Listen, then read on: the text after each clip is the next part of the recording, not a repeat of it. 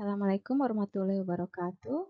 Kita akan lanjutkan pembahasan kita mengenai Insecta Ordodyptera dan saya akan bahas secara khusus adalah mengenai nyamuk. Pada nyamuk, genus yang paling penting adalah Anopheles, Aedes, dan Culex.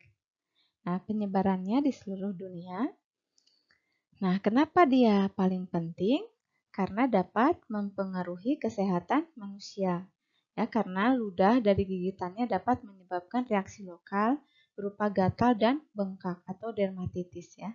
Dan dapat menjadi vektor penyakit.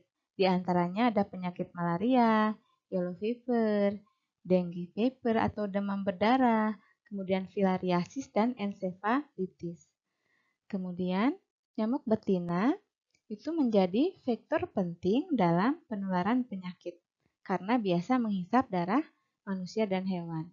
Jadi yang menghisap darah itu yang betina saja. Misalnya pada Anopheles ya, setiap asupan darah yang dimakan dapat menyediakan nutrisi bagi nyamuk betina untuk menghasilkan telur dengan jumlah antara 30 sampai 150 butir telur. Nah, begitu pula dengan Aedes dan Culex. Dia seringkali juga memerlukan darah.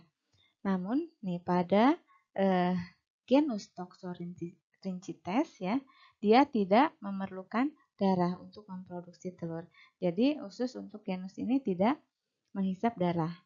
Oke, kemudian nah yang penting tempat bertelurnya selalu membutuhkan air karena dia fase larvanya itu hidupnya di air. Kita ulang kembali ya mengenai klasifikasi diptera. Nah, family dari Sulicidae ini punya 3 subfamily. Ada Sulicinae, di antaranya ada genus Culex, Aedes, Mansonia, dan Armigerez. Kemudian untuk Anophelinae itu genusnya Anopheles. Kemudian Toxorynchitinae itu genusnya Toxorynchites. Bila kita tampilkan dalam bentuk bagan, maka akan seperti ini. Diptera kemudian terbagi atas Sulicidae, Muscidae, dan Tabanidae. Kemudian Sulicidae itu ada subfamily lagi, ada Sulicinae, Anophelinae, dan Toxorynchitinae. Kemudian Sulicinae itu ada genus-genus yang penting yaitu Culex, Aedes, Mansonia, dan Armigerez. Kemudian Anophelinae itu ada genus Anopheles, kemudian Toxorynchitinae ada genus Toxorynchites. Kita lihat kembali ya nama-nama nyamuk vektor di Indonesia. Ini ada genus Aedes, Anopheles, ya. Kemudian ada Culex dan Mansonia. Nah, selanjutnya kita akan mempelajari mengenai morfologi dan ciri khusus dari genus-genus yang ada di Indonesia ini sehingga kita bisa membedakan di antara genus tersebut. Kita akan lihat dulu ciri-ciri umumnya. Ada subfamily Toxorynchitinae ya.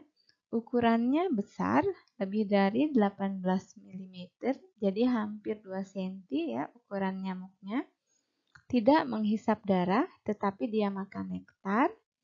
Merupakan kanibal, larvanya itu bisa memakan larva nyamuk lain. Kemudian, nyamuk dewasa mempunyai ornamen yang bervariasi warnanya, ada ungu, hijau, merah, dan lain-lain. Contohnya ada Toxorynchites. Nah, kemudian kita lihat subfamily Anophelinae. Dia punya proboscis ya untuk menghisap darah. Kemudian sayapnya pucat dan punya tanda hitam. Nah, ini yang menjadi ciri khas dari Anopheles ya, bahwa pada sayapnya terdapat bercak-bercak hitam. Kemudian badan dan kepala lurus, tetapi dalam keadaan istirahat dia membentuk sudut 45 derajat. Ini yang membedakan dengan nyamuk lainnya, bahwa dia dalam keadaan istirahat membentuk sudut 45 derajat. Kemudian pada telurnya dia mempunyai pelampung, jadi seperti perahu.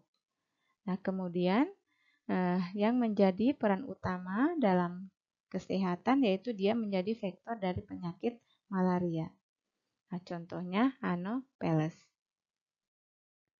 Kemudian selanjutnya kita lihat subfamili Sulicinae. Ini kita ada 2 genus yang penting ya sebagai vektor penyakit yaitu Aedes dan Cholek. Untuk Aedes, ciri-cirinya warna tubuh sampai kaki itu hitam putih. Jadi hitam ada garis atau bercak-bercak putih. Kemudian yang menjadi peran utama yaitu dia bisa menjadi vektor penyakit demam berdarah yang disebabkan oleh virus Dengue. Contohnya Aedes aegypti. Oke, kemudian genus Cholek. Nah, warna tubuhnya coklat. Kemudian yang menjadi peran utama dia dapat menjadi vektor penyakit filariasis. Contohnya Cholek vivins. Di antara genus-genus nyamuk yang telah disebutkan tadi, ada genus Toxorynchites. Nyamuk ini bukan merupakan nyamuk vektor. Jadi dia tidak menghisap darah manusia sehingga dia tidak bisa menularkan atau mentransmisikan suatu mikroorganisme penyebab penyakit pada manusia. Nah, bentuknya itu ukurannya besar ya, hampir 2 cm ya, sekitar 18 mili. Kemudian ukuran larvanya itu lebih besar dibandingkan dengan larva nyamuk lain sehingga dia bisa memakan nyamuk lain atau bersifat kanibal pada waktu larvanya. Oke, nah saya mempunyai dokumentasi ini pada bagian parasitologi Fakultas Kedokteran ya UGM. Sana disebutkan ada judul penelitian pengendalian vektor demam berdarah Dengue secara biologis menggunakan larva nyamuk gajah atau Toxorynchites. Oke, jadi karena dia bersifat kanibal, dia bisa menjadi predator, maka dia sebagai predator alami dari larva nyamuk lain. Nah, ini ada ilustrasi perbandingan morfologi, bentuk, dan ukuran dari nyamuk-nyamuk Toxorynchites yang tadi ya, yang besar dan tidak mencap darah. Kemudian ada Aedes ya, kemudian ada Cholek. Nah, berdasarkan referensi yang saya ambil dari buku Atlas Vektor Penyakit di Indonesia, nyamuk itu family Sulicidae hingga saat ini yang telah dilaporkan kurang lebih 33 genus dengan spesiesnya berjumlah kurang lebih 2.960 spesies nyamuk di dunia ya. Sedangkan untuk di Indonesia itu terdapat 18 genus nyamuk dengan kurang lebih jumlah spesiesnya yaitu 457 spesies. Tetapi seperti yang tadi kita sudah ungkapkan bahwa genus nyamuk yang paling penting yaitu yang bisa mentransmisikan penyakit pada manusia yaitu Aedes ya, Cholek, Mansonia, kemudian Anopheles. Selanjutnya kita akan melihat morfologi nyamuk. Saya sajikan 2 gambar di kanan dan di kiri ini sama saja, namun saya ambil dari 2 referensi yang berbeda. Baik, kita lihat dan kita amati ya morfologinya. Pada nyamuk ada 3 bagian dari tubuhnya, yaitu ada kepala, kemudian dada atau torak, kemudian ada perut atau abdomen. Oke, di kepalanya kita lihat ada proboscis. Oke, yang sebelah kanan juga kita lihat ada proboscis. Ini adalah alat untuk menusuk dan menghisap darah. Oke, ujung proboscis ada yang namanya labellum. Kemudian kita lihat ada antena, ya, ada antena. Kemudian ada valvus atau maxillary pulp. Nah, valvus ini bisa pendek atau bisa panjang, itu berbeda antar genus. Nah, kita lihat yang di sini ini valvusnya pendek. Nah, ini yang saya buleti. Nah, kemudian ada mata. Oke, kemudian ada di punggung ya, di punggungnya ada yang namanya mesotonum atau skutum. Oke, yang sebelah kanan juga sama. Nah, kemudian di ujungnya, ujung dari mesotonum itu ada scutellum. Oke, di sini juga ada scutellum. Kemudian kita lihat ada halter ya, yang merupakan alat keseimbangannya. Kemudian ada sayap ya, yang penting juga untuk membedakan antar genus. Kemudian ada abdomen, di ujungnya ada sersi. Ini juga penting untuk membedakan antar genus. Kemudian ada kaki, terdiri dari femur, tibia, dan tarsus. Nah, kita lihat daur hidup nyamuk yang merupakan metamorfosis sempurna. Kita lihat fase hidupnya ada telur, kemudian larva dan pupa yang hidup di air, kemudian menjadi dewasa. Pada tabel ini kita melihat data biologi yang penting pada nyamuk ya.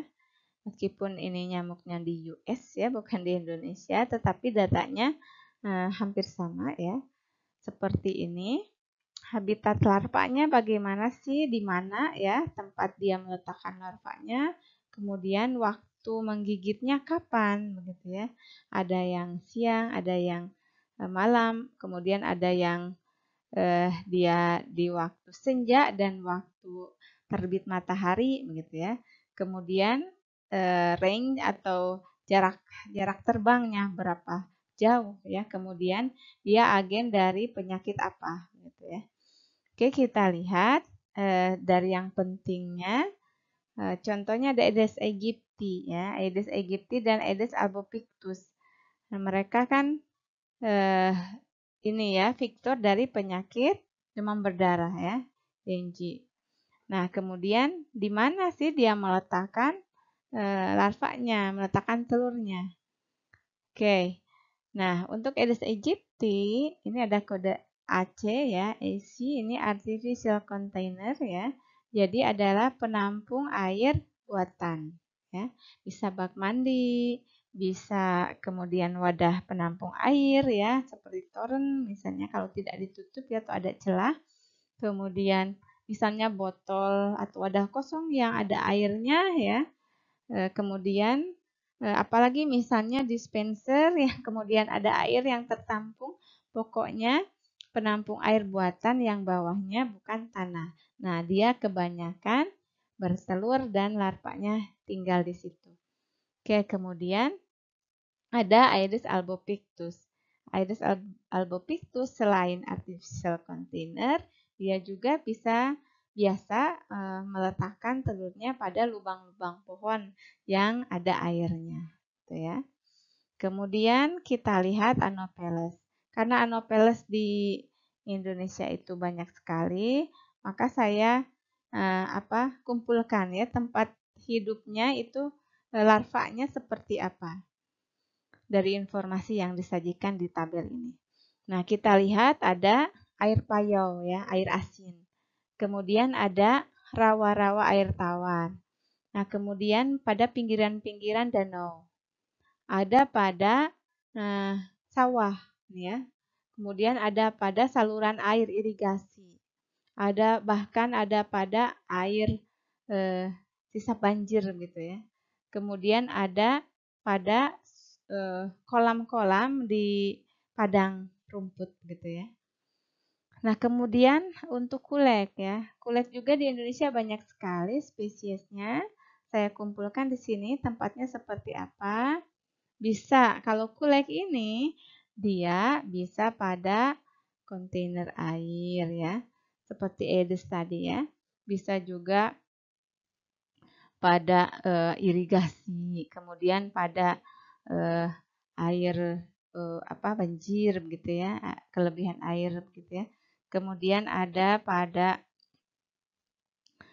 ini sewer catch basin, ada pada penampung air kotoran gitu ya. Kemudian pada kolam ya, kolam tanah di tanah begitu ya. Kalau penampung air itu artificial atau buatan, tapi kalau groundful itu kolam tapi tanah gitu ya, atau dalam bahasa Sunda biasa disebut balong gitu ya. Kemudian ada kolam-kolam di hutan ya, atau di kebun begitu ya. Kemudian ada pada saluran irigasi. Oke, kemudian Mansonia. Nah, nyamuk Mansonia itu bisa di mana saja. Kita lihat ada pada freshwater swamp atau pada rawa-rawa ya. Rawa-rawa air tawar. Kemudian pada kolam di rerumputan ya, padang rumput. Ya, kemudian pada lake margin atau pada danau, pinggiran-pinggiran danau. Oke, nah itulah tempat-tempat hidup dari larva-larva pada genus-genus tertentu. Yang kita harus tekankan di sini bahwa kalau Aedes itu biasanya pada artificial ya, atau penampung buatan gitu, penampung air buatan. Begitu juga kulek, dia bisa di penampung air buatan, tetapi bisa juga pada penampungan atau air-air yang ada di berbagai tempat, misalnya pada kolam gitu ya, bahkan pada penampung kotoran juga bisa gitu ya, atau irigasi seperti selokan-selokan begitu ya. Nah kemudian, untuk Anopheles itu lebih banyak ada juga pada bervariasi, malah di sawah itu ada juga ya. Tetapi di sini yang membedakan bahwa dia ada juga di air asin atau air payau ya. Oke, kemudian untuk biting time atau waktu menggigit, kita lihat kalau yang C itu dia dusk and dawn ya, jadi dia di senja hari dan di waktu fajar begitu ya. Kemudian untuk D itu day ya, siang hari, kalau N night. Nah, kita perhatikan untuk yang Aedes aegypti ya, itu bisa siang hari, tapi bisa juga pada waktu senja ya, dan waktu pagi gitu ya. Nah, Aedes albopictus itu siang hari. Oke, untuk yang lainnya bervariasi ya. Kalau yang C begitu ya, yang C itu berarti senja dan fajar. Dan kemudian yang night, yang malam hari ya. Nah, untuk yang kulek ini kita perhatikan, yang kulek ini malam hari banyak ya. Tapi kalau kita jeli, ini yang siang hari ini banyaknya ya, ini ya, Aedes begitu ya. Untuk yang malam hari kulek dan Anopheles ya. Ini kulek dan Anopheles. Tetapi mereka hampir semuanya ya sama begitu ya. Ada Aedes ada, Anopheles ada, kulek ada pada senja hari dan fajar gitu ya. Oke, kemudian untuk jarak terbang. Nah, jarak terbang kita perhatikan ini dalam bentuk mil ya. Nah, untuk jarak terbangnya yang jauh, ya rata-rata ini 1 sampai 2 begitu ya, 1 sampai 2. Tetapi untuk Aedes, nah ini hanya kurang dari 0,5. Jadi jarak terbangnya ini hanya sedikit, hanya terbatas begitu ya. Jadi dia kalau nanti ada wabah, nah lingkungan itu harus waspada ya, karena memang jarak terbangnya tidak jauh begitu ya. Kemudian dia banyaknya ada di tempat penampungan air. Jadi seperti di perumahan ya, perumahan banyak penampungan air yang tidak terkontrol begitu ya. Ternyata ada larva Aedes, maka dia bisa berbiak dan harus waspada warga di sekitarnya kalau ada wabah. Harus disisir begitu ya, apalagi dilakukan fogging ya, karena memang jarak tempuhnya, jarak terbangnya tidak jauh. Selain berbeda pada tempat hidup larva atau habitatnya, nah nyamuk juga kita bisa bedakan dari morfologinya pada stadium-stadium hidupnya.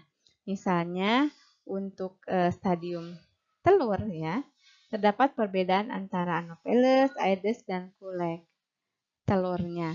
Oke, kemudian larvanya juga berbeda, Anopheles dan Aedes dan Kuhleck ya. Misalnya ini larvanya tidak ada sifon, yang ini ada sifon. Tapi nanti harus diketahui juga perbedaan Aedes dan Kuhleck. Sifonnya ada yang panjang, ada yang pendek ya. Kemudian untuk dewasanya juga berbeda ciri-cirinya. Kita akan pelajari lebih lanjut pada slide berikutnya.